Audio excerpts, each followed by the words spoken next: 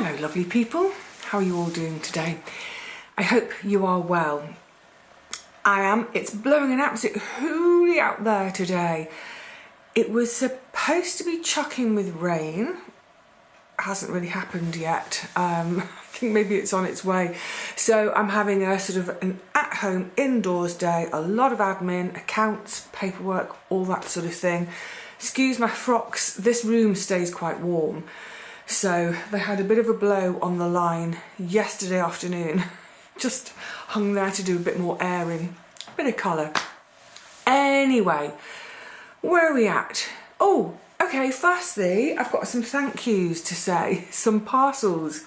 So first of all, I had a note, and I think this is from you, but you're going to have to put your hand up. I had a note, a comment from someone saying, something's on its way to you. I hope it arrives in time for your birthday.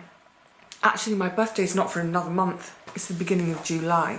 So it's arrived in plenty of time.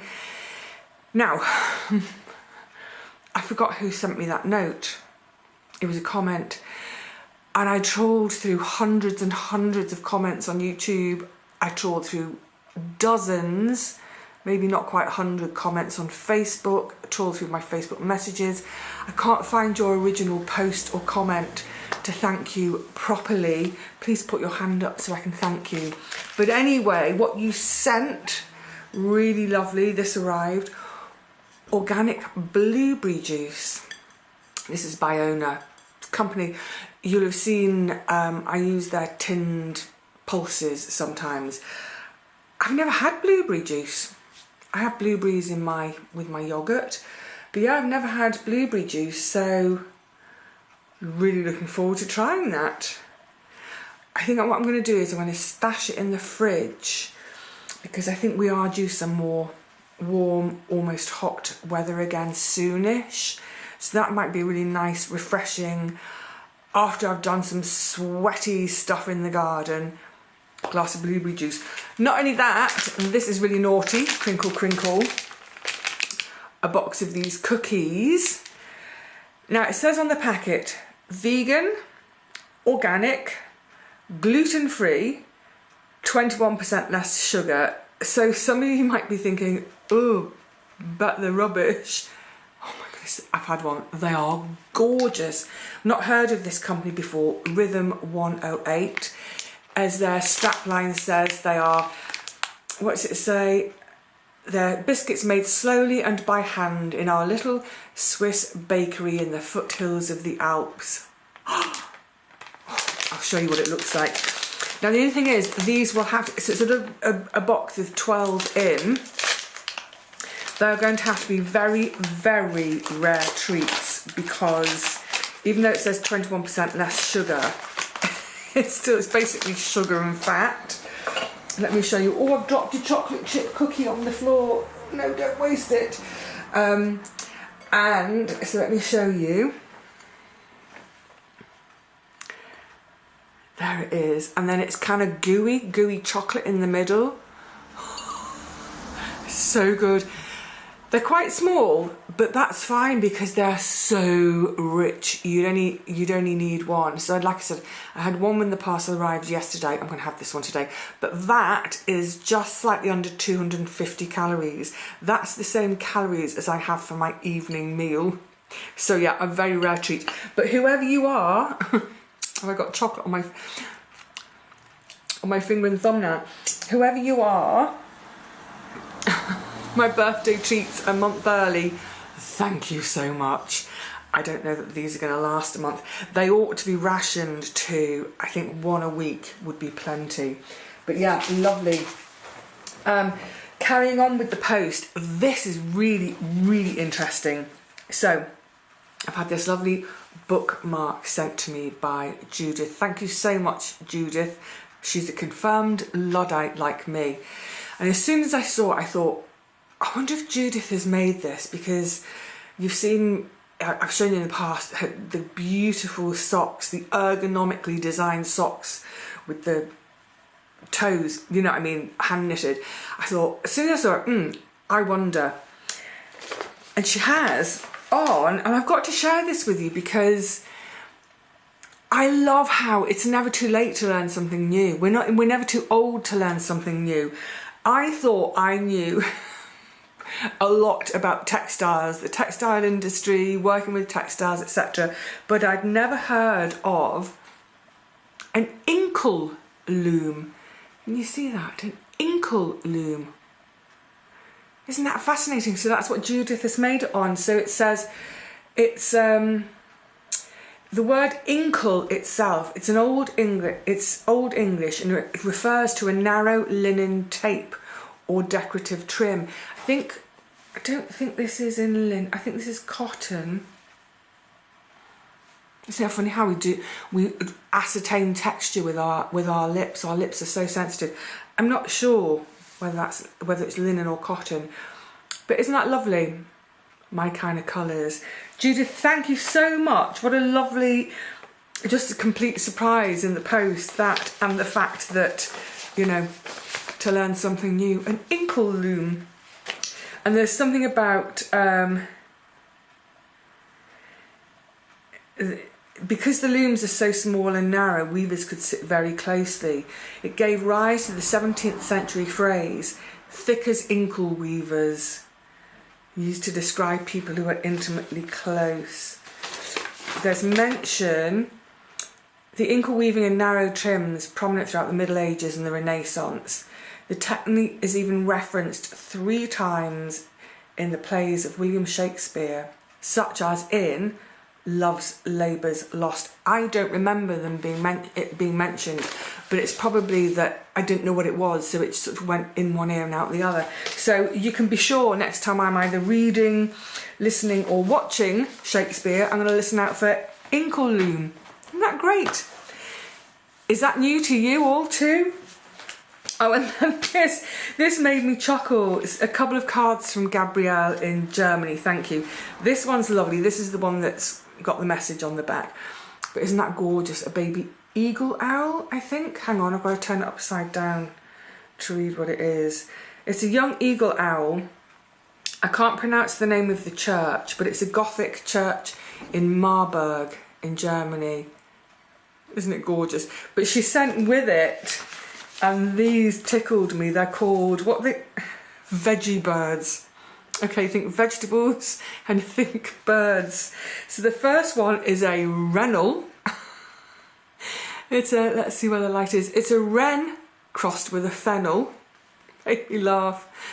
Wrennel. And the next one is a parsnip.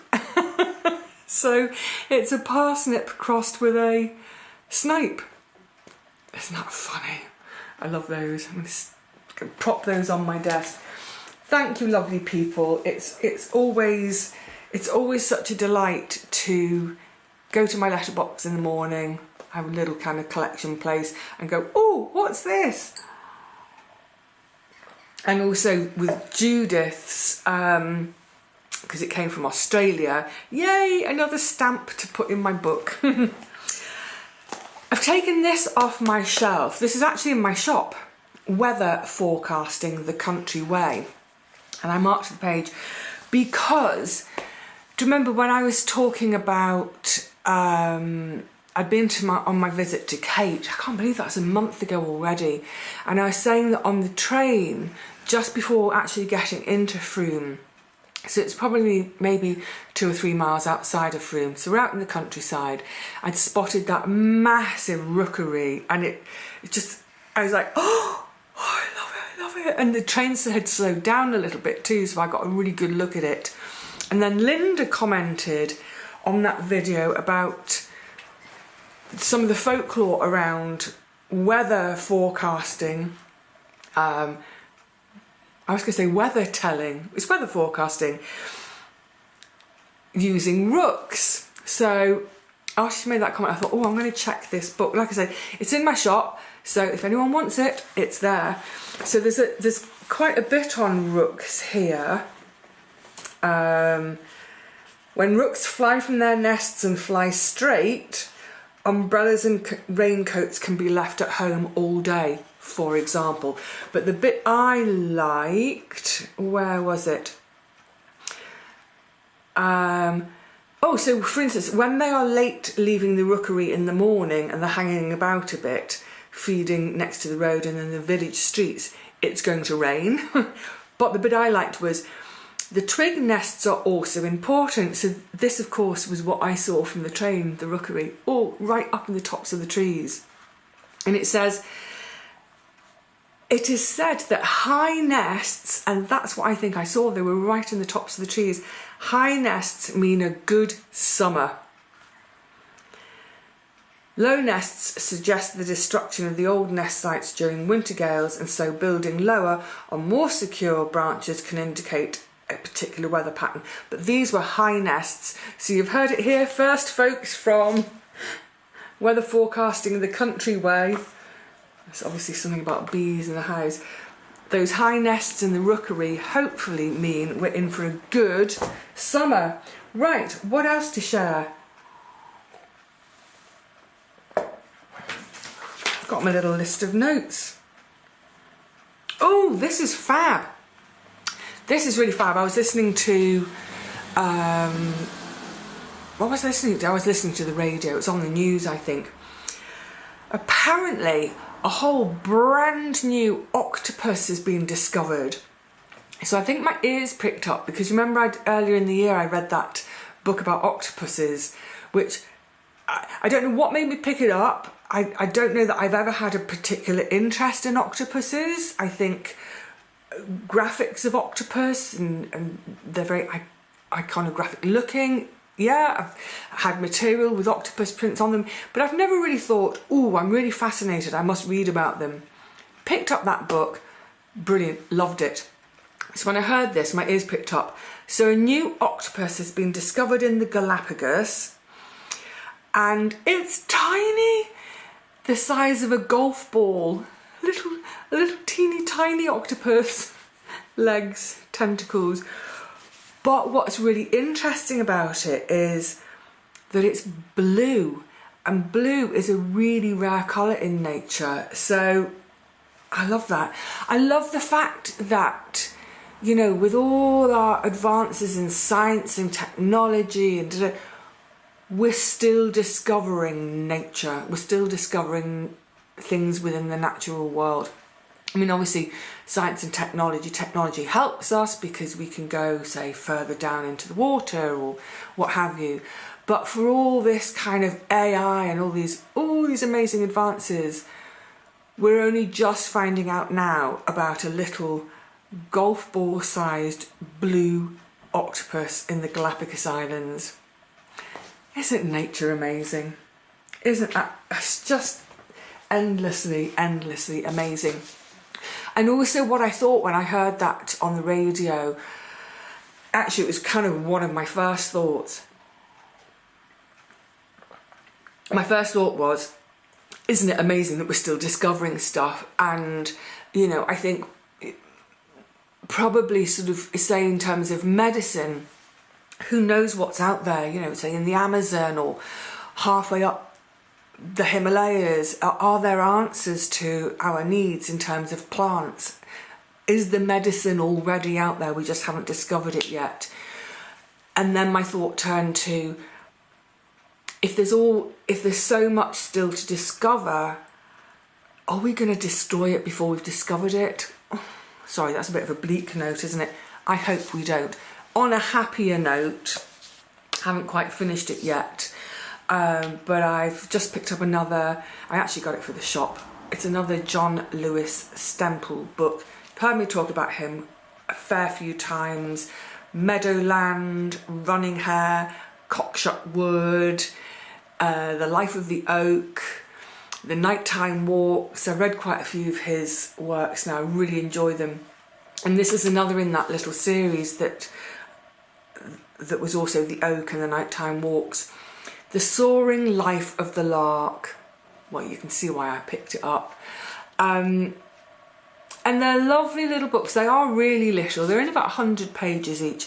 But what I like about this series is they're sort of little snippets of there's a bit of natural history. Then the next chapter, there's bits on the lark in literature, the lark in music, and they're all illustrated too with various engravings, British larks, different types of larks.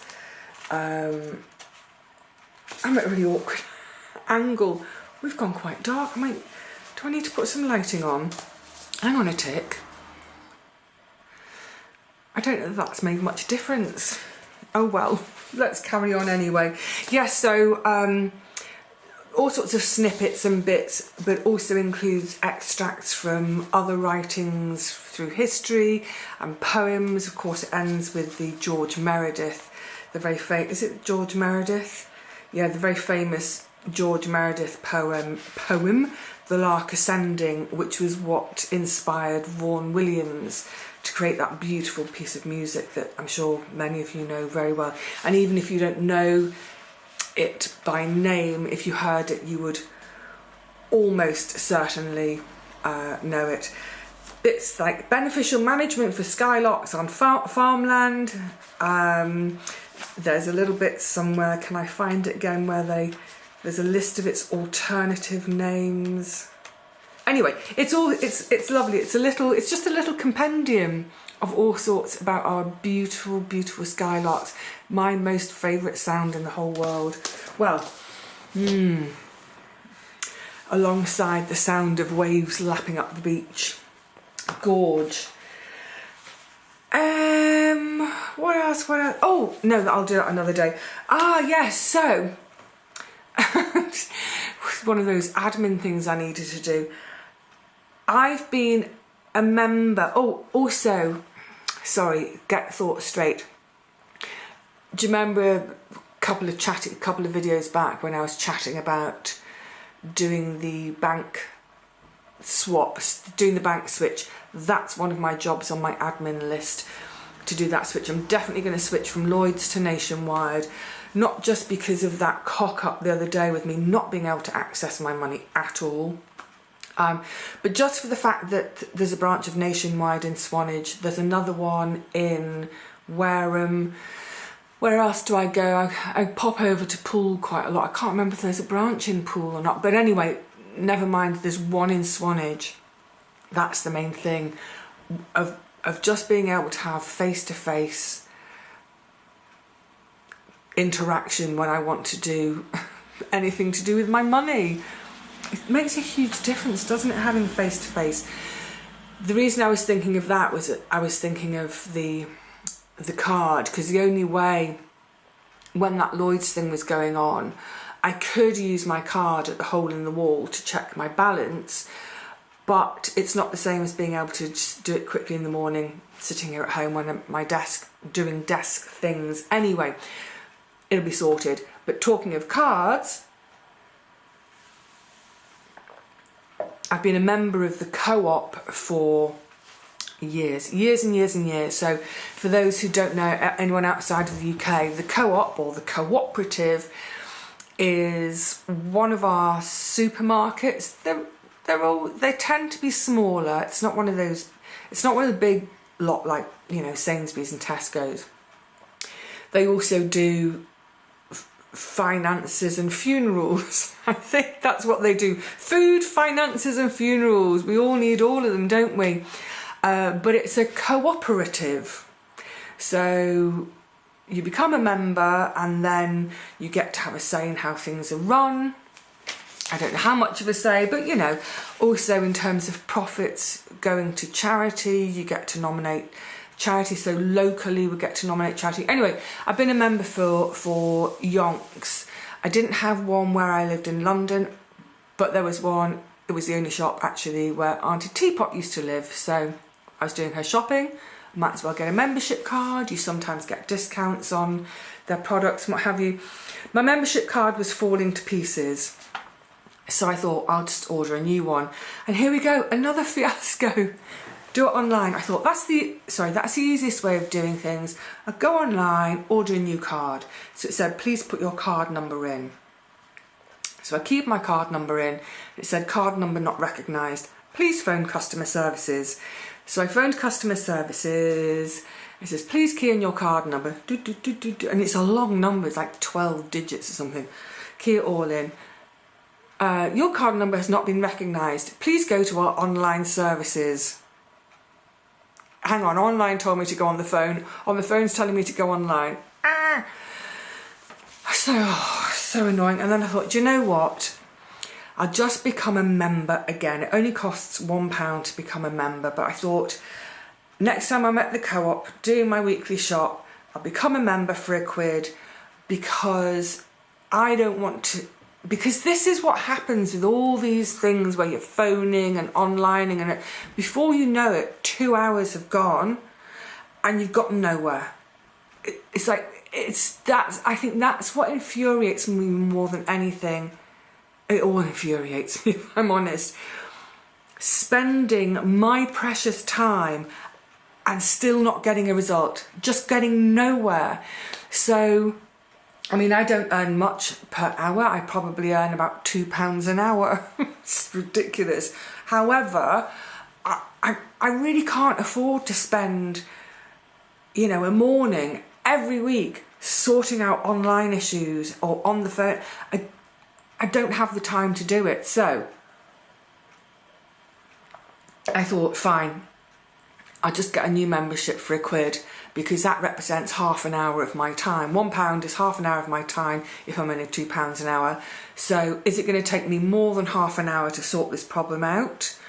Doing that, probably, so it's worth it. So went to do my shopping as normal, and I said, my old membership card's falling apart. I want to become a new member. I want to become a member again. I want to buy a new membership. She went, we haven't got any cards. We haven't got anything.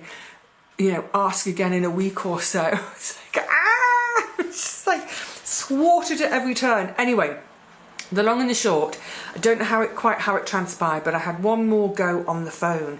And when, you know, you get those, when you call up and they say, press 1 for, you know, for customer services, press 1.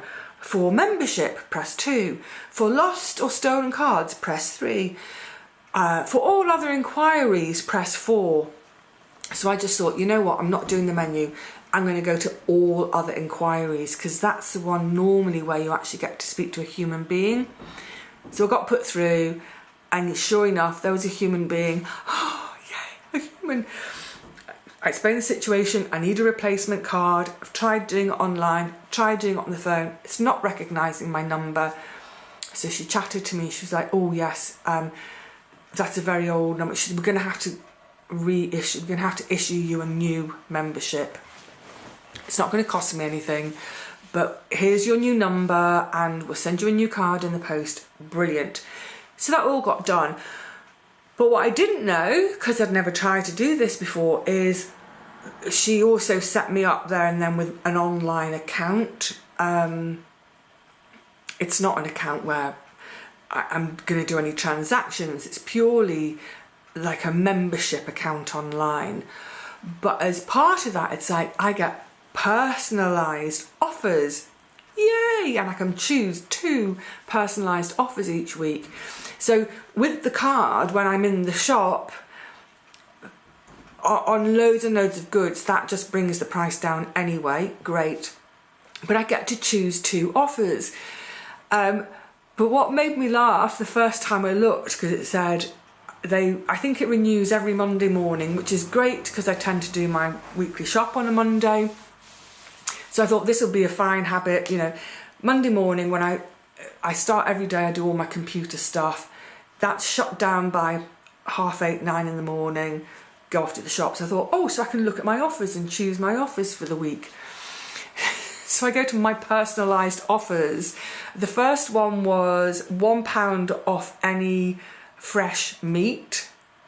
It's like, I've literally never bought meat. Oh no, that's not true. I possibly, years and years and years ago, I might have bought meat for Auntie Teapot, but I always got her sausages from the local butcher because she wants to support the local butcher. So I don't think I've ever bought meat at the co-op. So why is that a personalised offer? The next one was it was something like 50p off any ready meals. Well, I've never bought a ready meal. Anyway, so there were 8 different offers, but I think the first 5 of them were things I've never bought and have no intention of buying.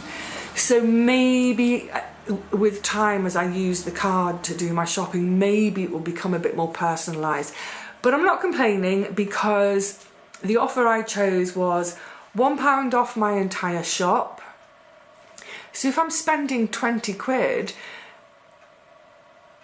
I had to think for a second then, that's 5% off.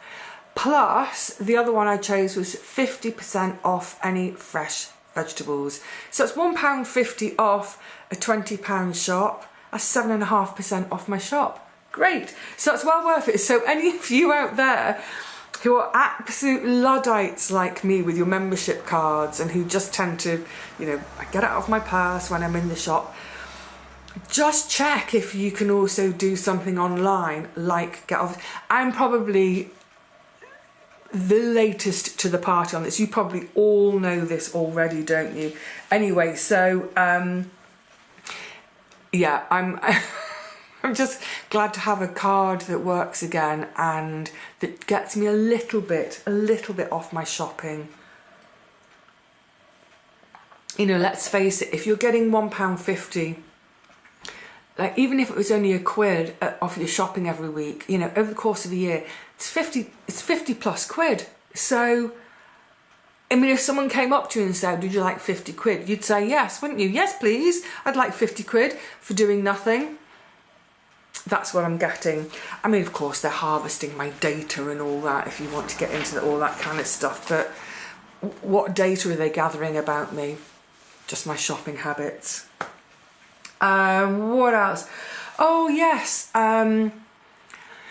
So, as you know, I got the new phone. I'm just about getting to grips with it. It's not as user friendly as my old one. It just doesn't feel quite so intuitive with the buttons, but it'll do.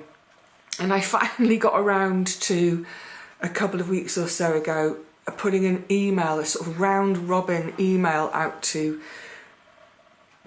so many people that I know who so a lot of people had phone, so I kept my, right, I only replaced my handset. I had to get a replacement SIM card, but it's the same phone number. So quite a few people have phoned me in the interim. Great, as soon as someone phones me, I don't know who it is, of course, I say, right, who is it? I lost my phone. It's like, oh, okay. So now I've got your phone number. So for a whole tranche of other people who haven't called, it's mostly family that don't call me. So I did a big round robin email to folk explaining I'd lost my phone, I've replaced it. Please can I have your phone number or numbers, some landline, mostly mobiles. And I've analog backed it all up. I've gone analog. I did have most people's numbers, well, a lot of people's numbers in my Filofax, coming on to that in a second. But for those I didn't, I made sure, so I sat down one evening, I had my emails open as people had responded, got my phone here, and I've got my Filofax in my lap, and it's like, right, into the Filofax, into the phone. So hopefully, touch wood, if I'm ever, so I just don't be clumsy with your phone, just don't drop it anywhere. But talking of the Filofax, I'd heard on, again, probably on the radio, what did they say? I just caught the very end of something. I wish I'd heard the whole thing now. But they'd done some kind of quiz with Gen Z, a group of Gen Z people, to ask them what is a, or what's it for, or da-da-da. I'm asking them. And none of them, where have I've got it out actually. Oh, it's over on the window because I need some addresses. They asked them, and none of them knew what a Filofax was. It's the modern phone, isn't it? The smartphone has become absolutely everything. All your info in one handy to lose place, a phone. So yeah, I was quite sort of appalled. They don't even know what a filofax is. Some of the other things were, a couple of them knew, but tapes, as in a cassette tape, didn't know what a cassette tape was, or they could say what it was, but they don't really know how it's used. Scary.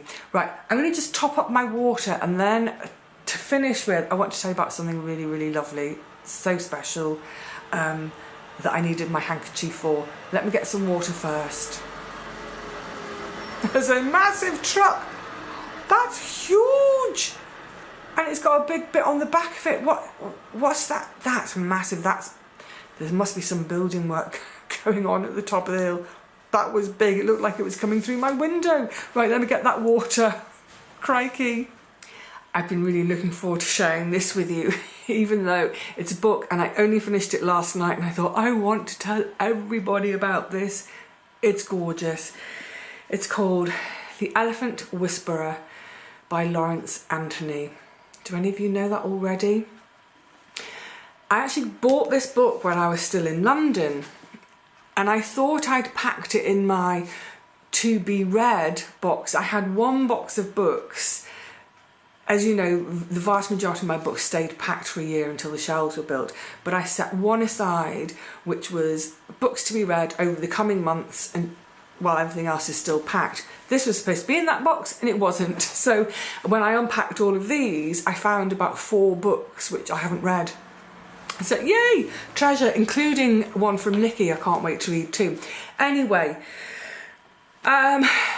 it's a bit of a funny one for me to pick up actually, because although I do read a lot of natural history, I would say so much of it is about British natural history. So British countryside, British farming, British rewilding, British fauna and flora. I don't think I've ever read a book about African flora or fauna, ever, I don't think. So yeah, it was a bit of a punt. I'm so glad I did. I'm so glad I did. What a gorgeous book. Lawrence Anthony, the writer, he owns a piece of land, vast piece of land in South Africa, in sort of Zululand, Zulu territory. And he is running it as a sort of a conservation, I was going to say as a game reserve. It's not a game reserve, it's not somewhere where people can go and shoot. Absolutely the opposite. It's very much as a conservation area. Right at the beginning of the book, he gets a phone call from someone somewhere else in Africa who has a herd of elephants they're trying to get rid of, 7 elephants.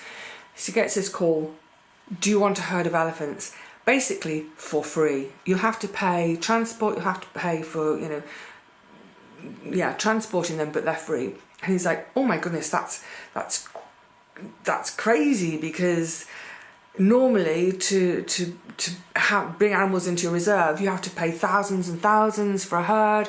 You can't believe this is amazing. What's the catch? It's very simple. The catch is that this is so they're wild elephants, but they are within a reserve, and they keep breaking out. They are aggressive towards humans. The people who have them, so the phone call comes from an intermediary, but the people who have them have said, basically, we're now at the point where if you won't take them, they're going to be shot. Which is just, it just doesn't seem, I can't compute that. I just can't compute. Anyway, he says, well, yeah, I'll take them because they can't be shot. And he's got about 2 weeks to get his bit of land ready, including building a sort of a smaller enclosure with, I say small, it's still vast, but an electric wired fence to sort of hold them in until they kind of get to know, oh, this is where you're now living.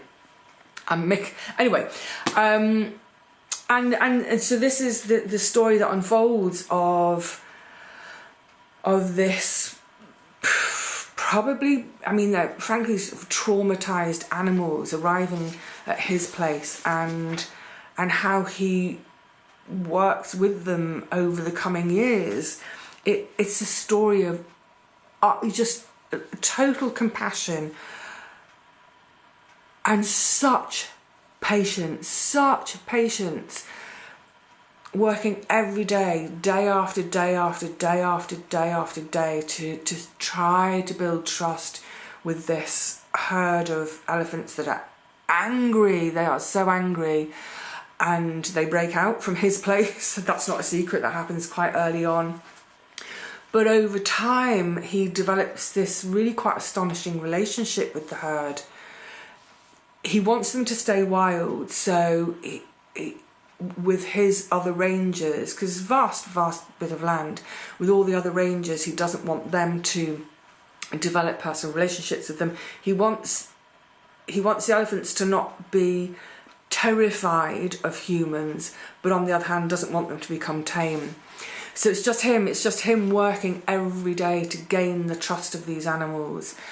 And over the course of that time, he starts to work out the minutiae of how they communicate, whether it's in their eyes, their ears, their trunk position, but even down to they use tummy rumbling to communicate with each other. It's so beautiful. It's so... there was one point, I think it's about 400 pages long, so there's enough book. Oh, and there are photos. There's enough book to really get stuck into it. And I think it was about page 240, I realised, oh, there's tears rolling down my cheek, but they were happy tears because later on, once this herd are established and happy and just living their lives, he hears about another elephant, a young teenage female elephant whose entire family have been shot. She's completely traumatized, and she's now owned by a man who is basically going to come and hunt her and shoot her. That's that. So a charity buys her off the guy who wants to shoot her, and they manage to transport her down to Lawrence Anthony's place. But yeah, she's an angry elephant, but it's because she's utterly traumatized, and it's how this herd who've now calmed down and who are trusting again, it's how they accept her in and basically teach her how to be with a family again. I just get so emotional thinking about it. They live in such tight-knit communities. I think you're probably all aware it's a very matriarchal community, but you know, the how he describes how they look out for each other and care for each other, and yeah, and as the book goes on, if you read, I'm going to put this in my shop because I'm sure someone would love to read it, but last night I finished it, the last sort of 100 pages, finished it last night. I don't think I had my hanky out of my hand once. There were so many incredibly moving stories. I'm going to get a bit emotional now thinking about it. There's a couple of really sad bits, but they're sad because such loveliness came out of this man's work. So yeah, it's a book about kindness, patience, compassion, second chances. But it's also interesting because of where it's set within Zulu land. We get to hear a bit about some Zulu culture, and you know, there's some pretty hairy, scary moments. There's lots of adventures in it as well. There's lots of oh my god, how is he going to get out of this pickle? He gets into a lot of pickles. There are descriptions about poaching and how they're trying. There's another massive truck. How they're trying to deal with the poachers, which there's nothing too graphic, but it's, you know, it's pretty horrible. Wildfires, floods, some really terrifying stuff. It's an absolute roller coaster. There were times like I was trying to race to the end of, to get to the end of a chapter to make sure everything was okay. So yeah, highly, highly recommend it. I really loved it. Originally published in 2009. This is the 2017 edition. It was updated. There's only 4 extra pages with the update, and I won't go into it too much. But yeah, just reading the afterword, the update again, so I was just sobbing. I'm glad I wasn't reading it on a bus. I mean, if I was, I would have cried anyway. So yeah, if you see a copy, or call your library, I don't know whether they'd still have it or whether they can get it for you, but The Elephant Whisperer. Oh, the subtitle, it says, learning about life, loyalty and freedom from a remarkable herd of elephants. I didn't want to put it down. I wanted to stay living with this herd forevermore. It's beautiful. It's absolutely beautiful. And I'm so glad. It's, like I said, it's one of those books. It's a complete punt. It's like, really? Is that what you're going to read, Vivi? Well, you know, give it a go. I'm so glad I did. It was gorgeous. All right, lovely. I have waffled now for long enough. I've got... Let me show you what it looks like in the middle. I shouldn't have done that on camera.